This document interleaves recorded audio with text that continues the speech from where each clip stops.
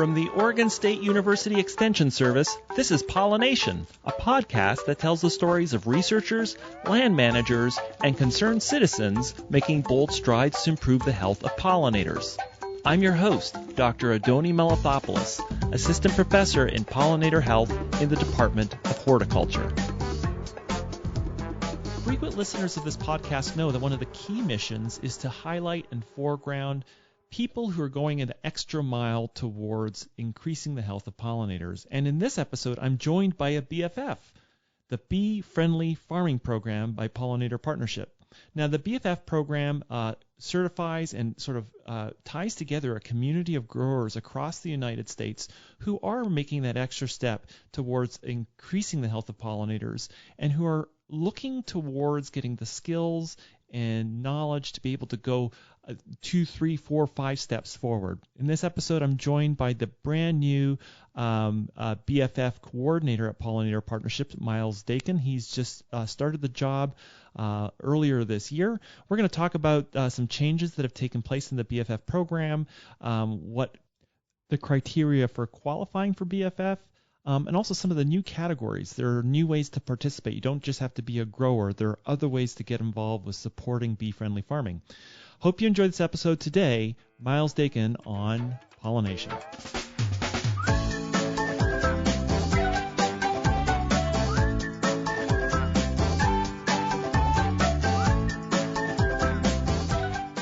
Okay, well, welcome to Pollination. We're really glad to have you on the show. Oh, well, thank you. Thank you for having me. I'm excited. I was looking at the Pollinator Partnership website, and I think somewhere there, bee-friendly farming has been part of Pollinator Partnership since 2013. Just to start off, what was the impetus behind getting a bee-friendly farming program off the ground? Where did it come from? Yeah, so it was originally founded in 2008 by Kat Ellison in Sonoma County, California. And the program was founded in order to connect beekeepers to farmers who were practicing best management practices for with bee health in mind. And so these beekeepers came to her because they wanted a place to store their bees where they weren't going to be exposed to harmful pesticides, where they had good forage. And so that was kind of why it was founded. And from there, it has become this quite massive certification program. And we adopted it in 2013 to kind of help provide a little bit more structure to the program. Fantastic. That makes a lot of sense. I can understand that starting point because lots of beekeepers are always looking for places to put their bees, and kind of the matchmaking is a great start to it. But as you said, the program has grown, and you've got lots of farms that are really going an extra mile for bee health. Tell us a little bit about some of those BFF farms and some of the practices that they're doing that qualifies them as being kind of trailblazer in pollinator health for farming. Yeah, absolutely. And we have, the program has grown exponentially at this point, and we have a lot of different farmers involved. We have some really, really small farms, a few acres that are mostly kind of local farms that maybe sell to farmers markets. But then we have large almond producers in the Central Valley who are growing thousands and thousands of acres of almonds while also incorporating this amazing habitat. And we've been working really closely with the Almond Board of California over the last few months, basically all of 2020. And they've become a great partner because, almonds, there's a lot of potential to incorporate pollinator habitat and health into almonds. Many almond growers are already using cover crop, but some recent ones have been finding ways to incorporate permanent habitat into their new plantings, which has been amazing to see, that sort of integration of habitat and agriculture into the same system. So they already have the drip irrigation lines. They already have the infrastructure to support and manage that permanent habitat. And it's right there, right where it needs to be, right next to their crop. Okay, so that's great. So we've heard about this in the past. There's some almond growers who are putting cover crops in between the rows, and it helps the soil health, but also there's just forage for the bees there. But you're saying there are some almond growers who are going an extra mile now, and they're putting in like permanent fixtures, like permanent something that's going to bloom perpetually, over time. Yeah, and also provide, permanent habitat nesting sites for the bees as well. So yeah, that we are starting to see that now, which is amazing. While at the same time, I should note that they are still practicing IPM, reducing pest, sprays, unnecessary sprays, so that that habitat isn't getting pelted with a bunch of different chemicals. It's still a healthy environment for the bees to live in. Okay, great. So there's that nice combination of creating habitat, but also the pest management is very focused, so that there's this kind of you have a real refuge in that landscape. Exactly. Very cool. Well, maybe tell us a little bit about some of the other practices that bee-friendly farmers are inventing and coming up with and putting into operation on their farms.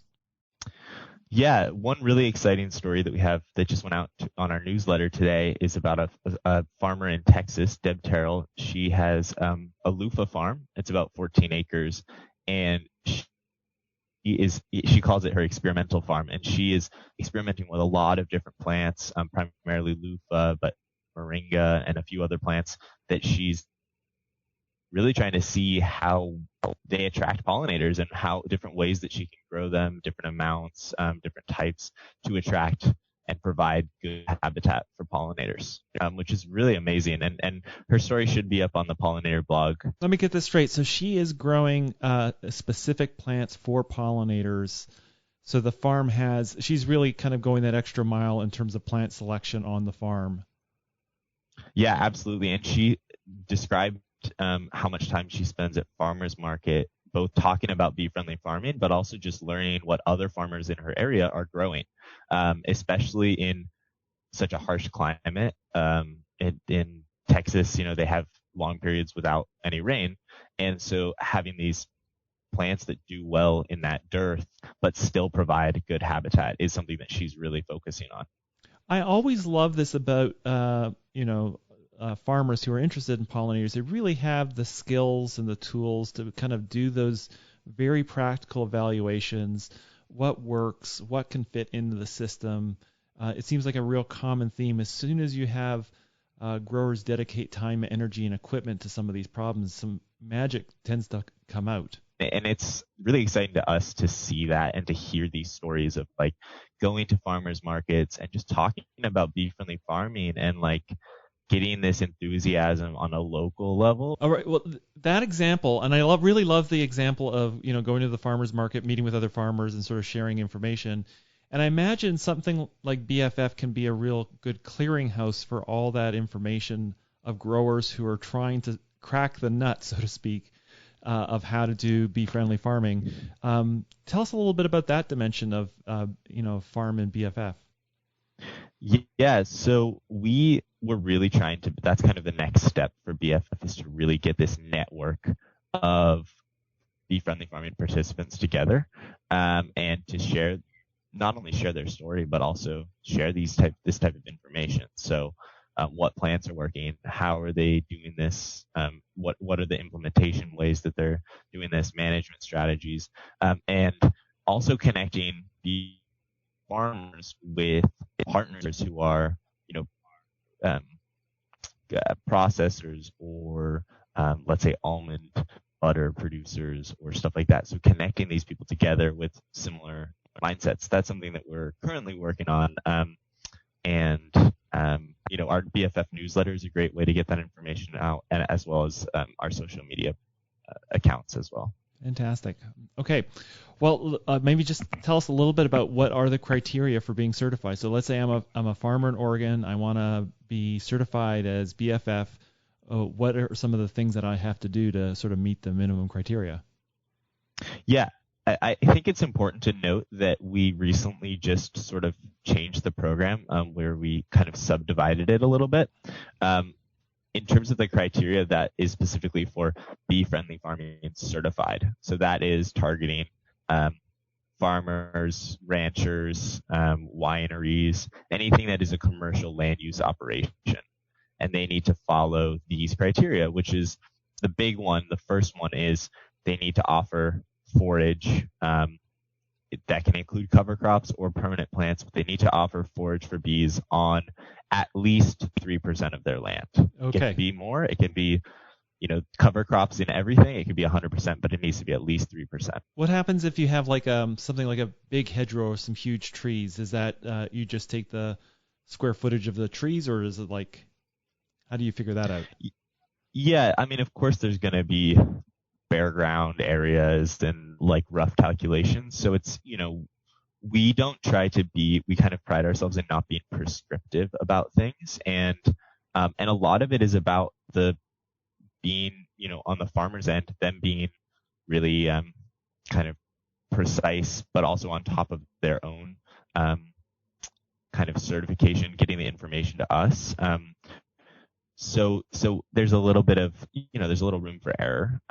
But we like to start with the 3% and then kind of add these incremental changes. So we can, maybe the first year they're at 3%, but then in the next year they're at 4 and then 5, just kind of adding these things on. And it's important, we understand that putting in habitat is extremely challenging, especially when you're, a fence-to-fence almond grower and you don't have a lot of space. So we work with these growers closely. We help them out if they need it, and we can find areas to kind of add in, a hedgerow, maybe 500 feet of hedgerow over here and another 200 feet over there, and sort of piece together areas. Yes. Okay, so all right, so there's this 3%. There is this, as you put it, there's this 3% minimum area devoted to sort of pollinator plantings of some habitat, and as you point out, it really it's very flexible to the farm, but really the aspiration is to take what you have and really kind of build it up over time.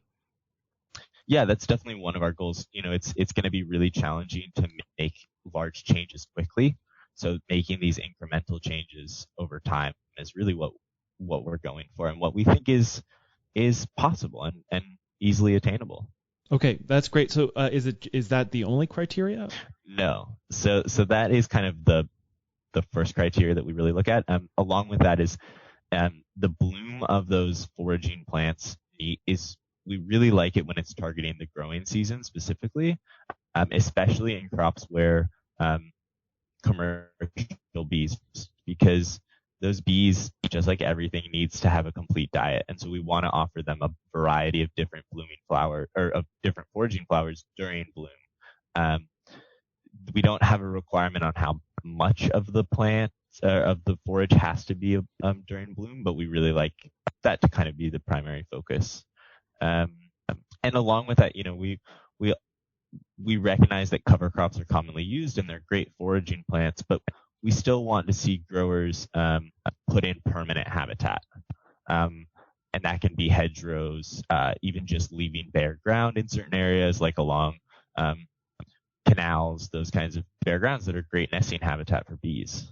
Yeah, I guess every time you turn, cover crops are really great. They can be a good component of a bee-friendly farm, but you do need some undisturbed area and also some of those other plants like perennials that really serve their own purposes. The cover crops only get you a little bit of the way there.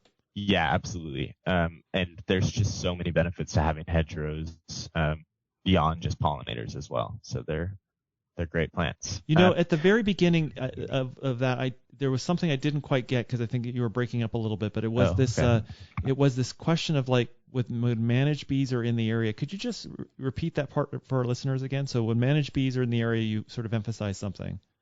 Yeah, with the forage specifically, we want the bloom of the forage to line up with the bloom of the crop. Primarily if gotcha. Managed bees are being brought in. So it would be the case with the almonds where there's just there's a more diverse pollen and pollen source coming into the colonies when you have blooming mustards and almonds at the same time.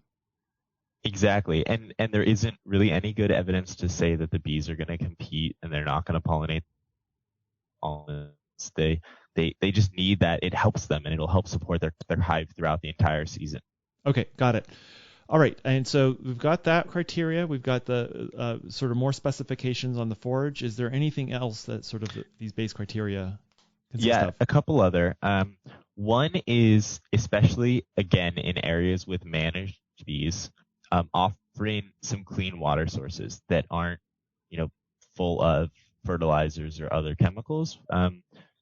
Bees definitely, especially in these large kind of monocropped areas, they like it's important to have clean water. So of course, as long as that isn't inhibited by government water restrictions or anything like that, clean water source is another criteria. Okay. And then the last major criteria is we want our members to practice IPM, and they can, read into that as much as possible. But we really want to reduce or eliminate the use of chemicals, especially during bloom. We have a lot of different on our application. There's a lot of different questions that we ask about that, and we can provide some recommendations. We obviously understand that growers need to protect their crop as well, but just trying to reduce the exposure to bees of these potentially harmful chemicals is really important to us. And then the last two criteria are to pay the annual $45 certification fee, and every 3 years file a compliance form, which is essentially just a more detailed version of the application. We like to see pictures. We like to see farm maps. We really like to see that the habitat is doing well and being supported. And those compliance forms are audited by our Bee-Friendly Farming Task Force, which is made up of a bunch of different members from farmers, beekeepers, scientists. We audit those compliance forms, and then a percentage of those get field visits by me. And so I go out and meet with growers and see their habitat in person. Of course, with COVID, restrictions in place, it's a little bit more challenging, but getting out to just really kind of put a face to their plants as well. Fantastic. Well, let's take a quick break, and I got a couple more questions I want to ask you about BFF and how people can get involved. Sounds great.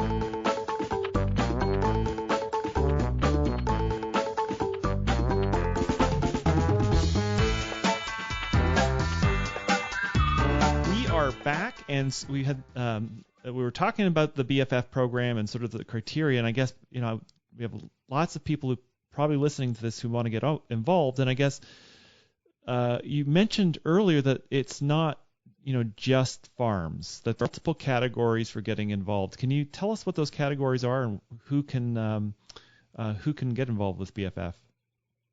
Yeah, I am really excited about these changes. We just recently announced them. We realized that we had a lot of members, but we wanted to be able to interact and recognize and support them. But in order to do this, we really needed to be able to differentiate them because they each have different goals and what they're trying to do with bee-friendly farming certification. So we subdivided the program into three categories. There's bee-friendly farming certified, which we've talked about for commercial landowners. There's bee-friendly farming garden, which is for home and community members that have pollinator habitat and are following all the criteria, but they aren't a commercial entity, basically. Okay. Great. And then there's bee-friendly farming partner, which is specifically for members, commercial sponsors, or apiarists that aren't actively managing their own habitat. We wanted people to be able to support the program. We already had sponsors, but we wanted to be able to still recognize them and still interact with them and connect them to our network. But they aren't, necessarily having a habitat. They can have a habitat. They can apply for the other certifications as well if they want. But this is just a way to kind of recognize their support. Oh, so like a beekeeper. It's interesting because it kind of started, like you said, back in 2008. So a matchmaking program for beekeepers, but a beekeeper who really likes the program, wants to encourage this, could become a BFF partner, put that on, sew that logo on their bee suit, and away they go. Exactly. Yeah. Exactly. Okay. That's awesome. I love that. And it's great. So even if a gardener, so if we have a gardener in Oregon or a large community garden, or let's say a golf course or somebody who really supports this, they can also apply. Yes, exactly. Yeah, we basically kind of have it all figured out in terms of, well, we don't have it all figured out, of course, but we have some really good resources on our website, and it can help you kind of decide which category might be best for you as well. Okay, and so I guess the last question I have is like, how does somebody get involved? And let's say I'm I'm making pickles in in Yamhill County, and I want to put a BFF logo on my my cucumber pickles. Can I do that? So I guess first question: how do you get involved, and how can you use the logo? Yeah, absolutely. Well, definitely if you're making pickles, definitely get involved. I love pickles. So, but the easiest way to get involved is to head to befriendlyfarming.org or pollinator.org and navigate to Bee Friendly Farming. That's where all of our information is going to be, our applications, and a lot of other useful resources, planting guides, etc. You can also email bff@pollinator.org or me directly at miles@pollinator.org. Okay. Both of those emails go to me, but it's up to you which one you want to use. Okay. And then I want to note that we are, like I said, working with the Almond Board of California, and they have launched a B+ scholarship. It's called the B+ scholarship. It's specifically for almond growers, but it's a great way to get in us because the program covers your first year of certification with us and a year of cover crops from Project APISM's Seeds for Bees program. And in order to do that, you need to go through the Almond Board's CASP system. And we've integrated our application with their CASP system. So if you qualify through that, you can directly apply for us as well. Oh, fantastic. Oh, cool. Yeah. In terms of logo use is included with the Bee Friendly Farming Certified and Partner designation. We have the examples of how the logo can be used on our website. Each one has their own unique logo that says what designation they're part of, and we have sort of guidelines to how to use them. You can use the logo on your products that were grown on the certified land, or promotional material, website information, and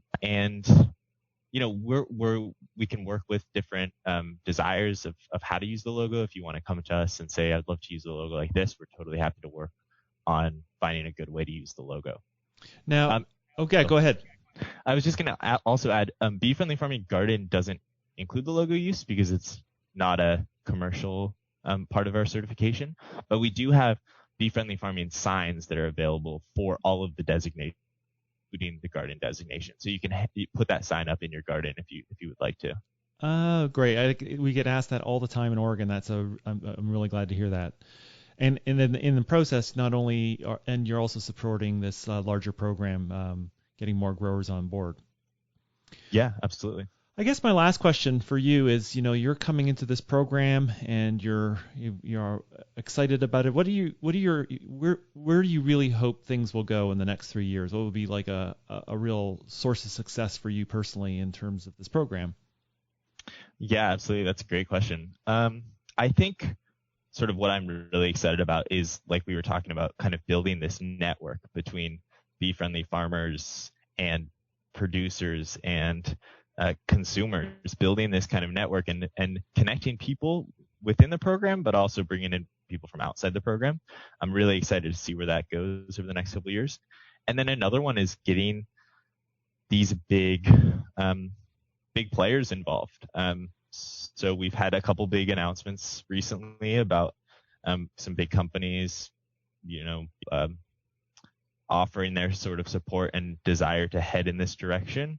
And that's really great to see. And I think we're going to be seeing that over the next couple of years, even more and more.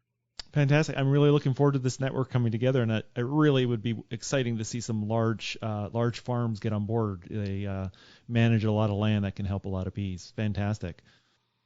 Well, thanks for taking your time to talk with us today, and good luck on your new job. It sounds like you have your work cut out for you.